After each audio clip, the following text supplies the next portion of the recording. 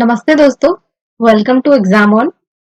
और मैं आप लोगों के लिए जो करंट अफेयर्स का सीरीज लेके आई हूँ, उसमें आज हम लोग 15 सितंबर के जो भी इम्पोर्टेंट करंट अफेयर्स होंगे, उन सभी को यहाँ पे डिस्कस करेंगे और इससे रिलेटेड जो भी इम्पोर्टेंट फैक्ट्स और जीके बनते हैं, उनको भी यहाँ पे डिस्कस करेंगे।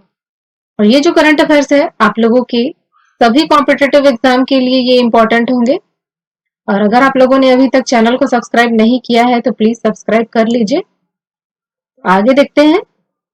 फर्स्ट क्वेश्चन है आप लोग के सामने और सबसे पहले यहाँ पे बात की जा रही है एक टूर्नामेंट के बारे में। क्वेश्चन है, यूएस ओपन टेनिस टूर्नामेंट को किसने जीता?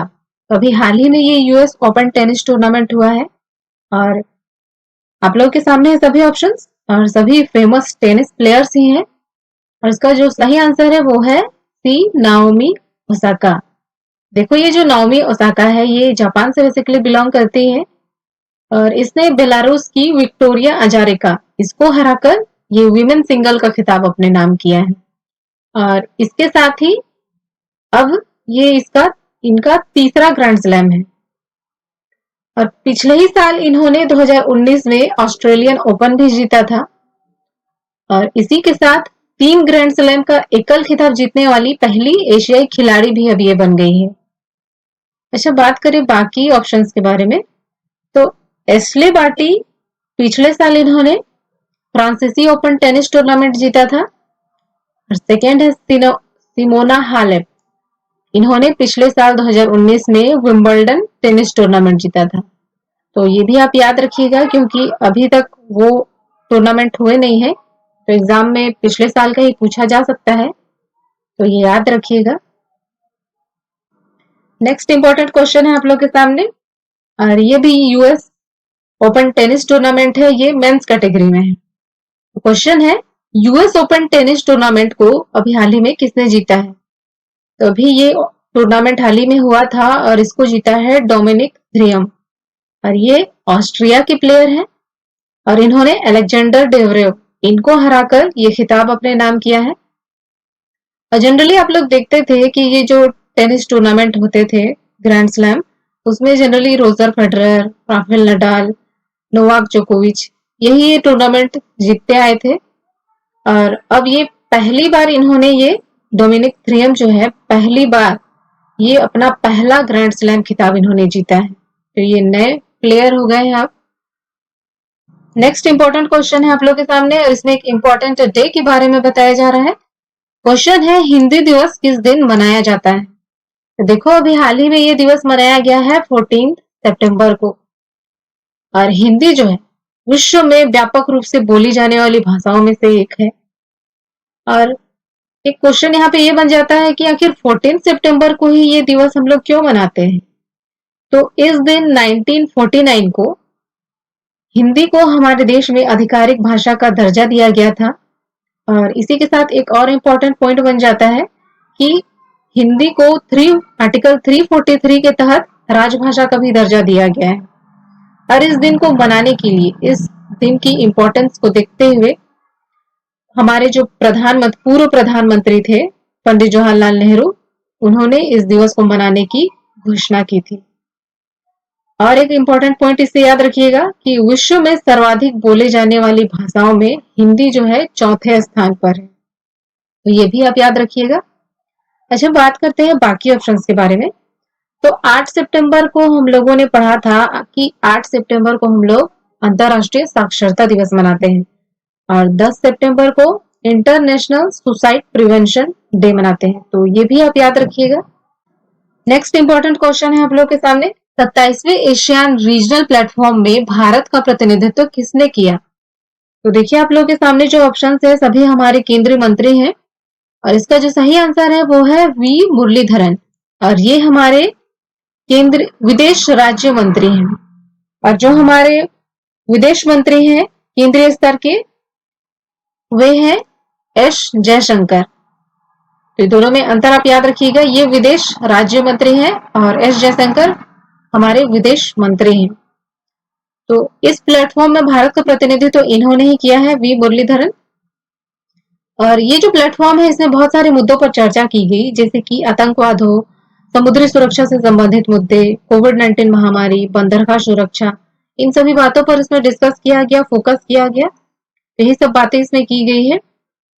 अच्छा, बात करते हैं बाकी ऑप्शंस के बारे में। तो स्मृति ईरानी, ये भी हमारी केंद्रीय मंत्री हैं, कपड़ा उद्योग मंत्री हैं। और ये है रमेश पोखरियाल निशंक, ये हमारे केंद्रीय शिक्षा मंत्री हैं।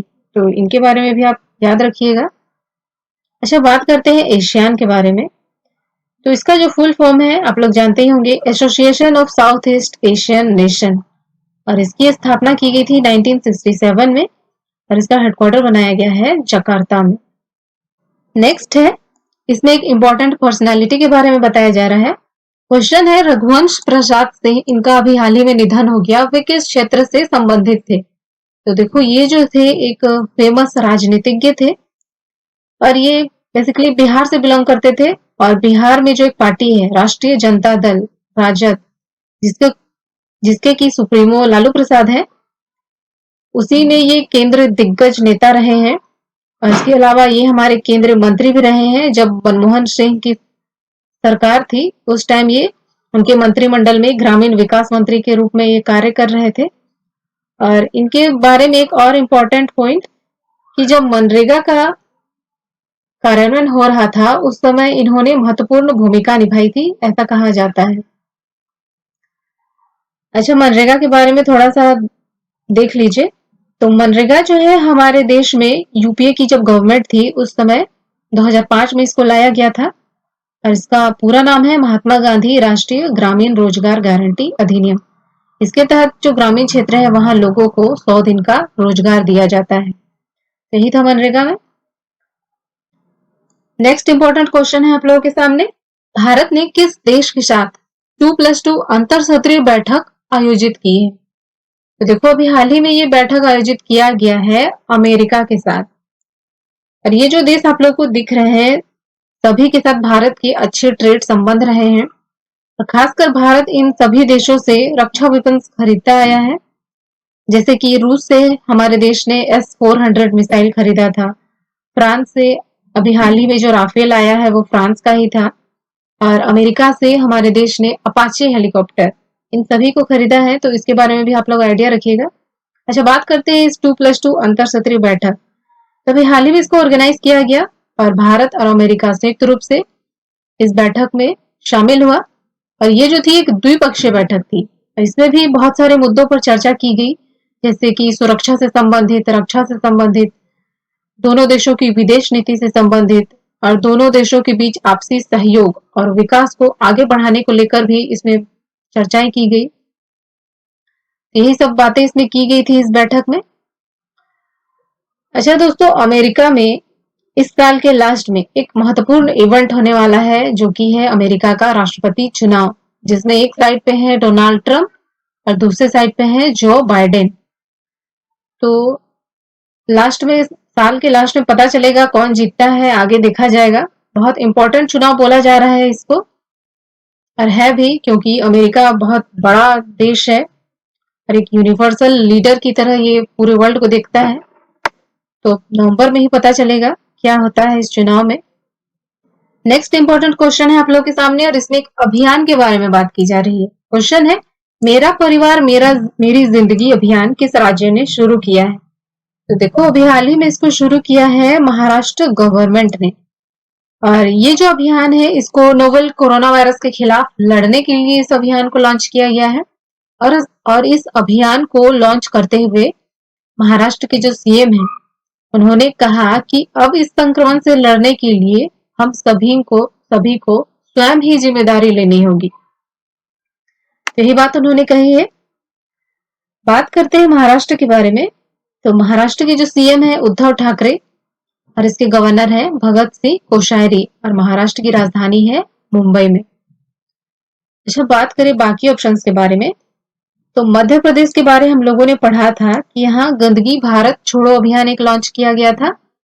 और यूपी की गवर्नमेंट ने एक मेजर ध्यानचंद विजय पथ योजना को लाया गया था इस यूपी गवर्नमेंट के द्वारा, जिसके तहत क्या था कि जो नेशनल और इंटरनेशनल प्लेयर है उनके घर तक पक्की सड़क बनाई जाएगी। वो था इस योजना का लक्ष्य।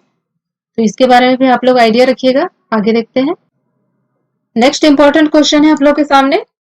इसमें एक बुक के बारे में बेसिकली बताया जा रहा है, the India way strategy for an uncertain world. इस पुस्तक का विमोचन अभी किसने किया है? तो देखो ये सभी हमारे केंद्रीय मंत्री हैं और इस पुस्तक का विमोचन किया है एस जयशंकर, जो कि हमारे विदेश मंत्री हैं।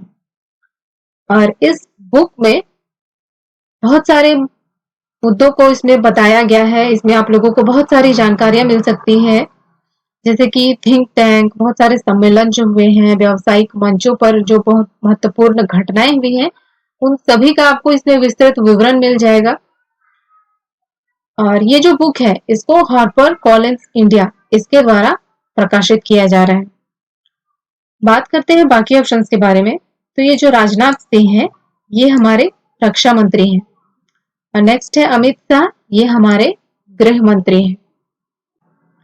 नेक्स्ट इंपॉर्टेंट क्वेश्चन है आप लोगों के सामने, इसमें की योजना के बारे में बात की जा रही है। देखो समय समय पर बहुत सारे स्टेट जो है योजनाएं लाते रहते हैं अपने स्टेट में कुछ प्रोग्रेस लाने के लिए, कुछ एक पार्टिकुलर वर्क को फायदा पहुंचाने के लिए। तो ये काफी इंपॉर्टेंट हो जाता है इस बारे में पढ़ना। तो क्वेश्चन है, प्रगति और सकाम छात्रवृत्ति योजनाएं किससे संबंधित है? तो देखो अभी ये जो योजनाएं लाई गई है ये है जम्मू कश्मीर की, तो ये संबंधित है जम्मू कश्मीर के साथ। तो जम्मू कश्मीर गवर्नमेंट जो है इसके तहत छात्रवृत्ति की जो राशि है उसको 5,000 से बढ़ाकर इन्होंने 50,000 कर दिया है। और ये जो छात्रवृत्ति है ये all India council for technical education द्वारा इन योजनाओं को ये दिया जाता है। अच्छा, एक इम्पॉर्टेंट बात जम्मू कश्मीर से रिलेटेड है, हम लोगों ने पहले पढ़ा है, न्यूज में काफी था कि जम्मू कश्मीर से धारा 370 और 35A को हटाया गया था और जम्मू कश्मीर को केंद्र शासित प्रदेश का दर्जा दिया गया था। और ये जो धारा 370 और 35A था ये जम्मू कश्मीर को एक स्पेशल स्टेटस का दर्जा देता था, जिसको कि हटा दिया गया और अब यह एक केंद्र शासित प्रदेश बन गया है। और इसमें एक उपराज्यपाल को नियुक्त किया गया था जो कि थे गिरीश चंद्र मुर्मू, जिनको कि भी हाल ही में रिप्लेस कर दिया गया है। और अब वहां पे जो उपराज्यपाल है वे हैं मनोज सिन्हा। इसके बारे में ये कुछ बेसिक इंफॉर्मेशन था, इसको याद रखिएगा। अच्छा, बात करते हैं बाकी ऑप्शंस के बारे में।